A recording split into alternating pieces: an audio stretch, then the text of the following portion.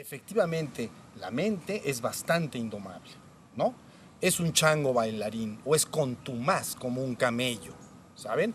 El camello, cuando a un camello lo quieres someter, se jalonea, contumaz como lo sueltas y se apacigua, ¿ok?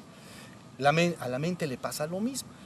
Número uno, es indócil, se mueve mucho, en un principio se mueve y se mueve, y cuando trato de sostenerla y de que no se y tratar de lograr que no se mueva, me doy cuenta que prácticamente es un imposible. Eso es lo que les dije que decía en el Bhagavad Gita Arjuna Krishna, ¿no? Dominar la mente resulta un imposible. Y él dice, bueno, con la práctica constante se logrará. Entonces, número uno, la mente es bastante indócil, no es sencillo controlarla, ya lo sabes. Luego, número dos, no puedo estar conmigo mismo, tengo que estar entretenido, o yo llamaría olvidado de mí. Si yo no puedo estar conmigo, quiero estar olvidado de mí, no quiero recordar eso. ¿Me explico? Entonces, de alguna manera la humanidad padece este mal. En vez de estar cómodamente consigo, quieren olvidarse de sí mismos. Y entonces se ocupan de otras cosas. O de plano se distraen y se ponen a divagar, o se ocupan. Quiero estar ocupado porque estoy ansioso. No puedo estar serenamente en mí, en mi propio ser. ¿Ok? Porque de momento la paz de tu propio ser, esa puede resultar ser abrumador. Cuando yo estoy diciendo entrarás a la paz perfecta de tu propio ser, es abrumador. Es un océano sin olas. Y el hombre no está acostumbrado a eso. Entiendan un océano sin olas. Imagínate que te metes al océano Atlántico, Pacífico, y que no hubiera una ola. Ese es tu ser. Es un inmenso océano sin olas de paz inconmensurable, de silencio y vacío interior. Entonces al hombre le resulta bastante asombroso. Y no quiere estar ahí, quiere estar entretenido. Quiere tener la sensación de que está vivo, de que hace cosas. Y entonces se entretiene o se distrae, o se ocupa, pero no está en esa serenidad del propio ser. Entonces, esto que estás logrando es extraordinario, porque es el inicio de un camino ya certero. Dices, ya sé dónde está el asunto. Cada vez que me siento a estar atento del río que comentas y de mí mismo, estoy ansioso y me distraigo y mi mente se divaga. Entonces, por eso hablamos de ciertas prácticas preliminares para ir desarrollando la atención, ¿ok? Si tú no puedes lograr esto de momento ahí en el jardín, necesitas entonces fortalecer tu atención. Contra más la fortalezcas, entonces cada vez vas a poder estarlo haciendo más. Por eso las prácticas que se hacen normalmente es el cultivo de la atención, el desarrollo de la atención. Hasta que esté muy fuerte, entonces te sientas, estás viendo el pasto el agua que corre en el río, estás atento de ti, entras en este estado de calma y paz inconmensurable y dices, aquí me quedo. A mí me cuesta trabajo salir de ahí, pero la idea es que tú quieras entrar. Entonces, lo que yo quiero es que entres. Entonces, ese es tu propio ser, es extraordinario. Tendrás ahí la vivencia de ser uno único y eterno, inmutable en sí mismo. Pero estoy hablando demasiado. Lo importante es eso. Ya me di cuenta que es verdad lo que me están diciendo. La mente es indomable, me tengo que entretener y no puedo. ¿Qué hago? Desarrolla tu atención. Haz todas las prácticas que puedas de atención. Y puedes hacer esto el objeto de tu vida.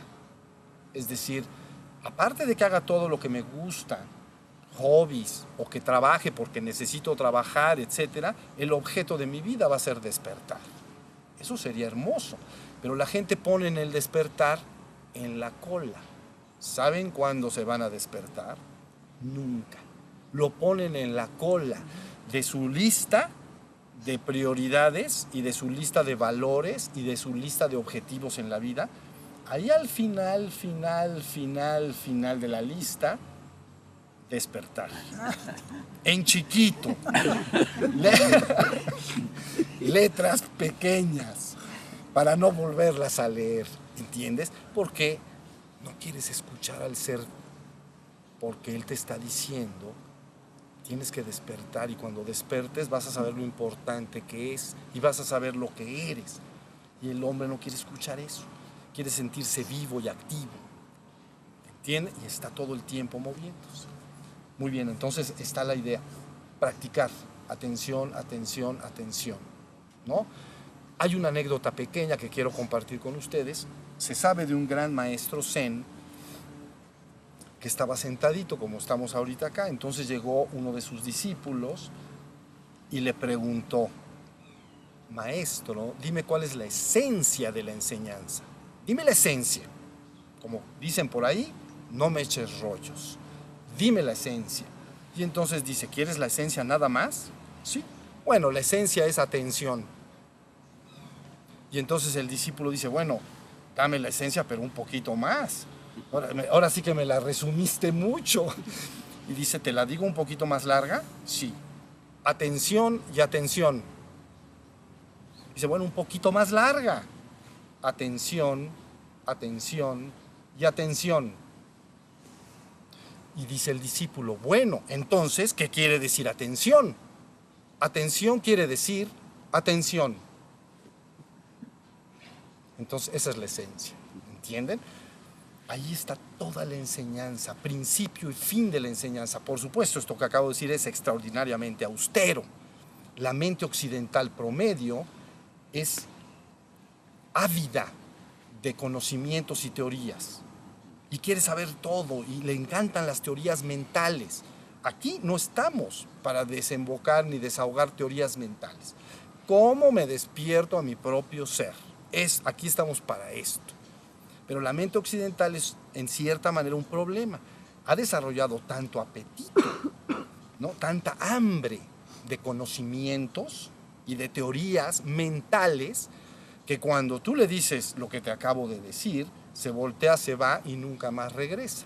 Se mete en algún otro curso donde le dan un libro de este grueso para que lo lea todo y para que una gran teoría.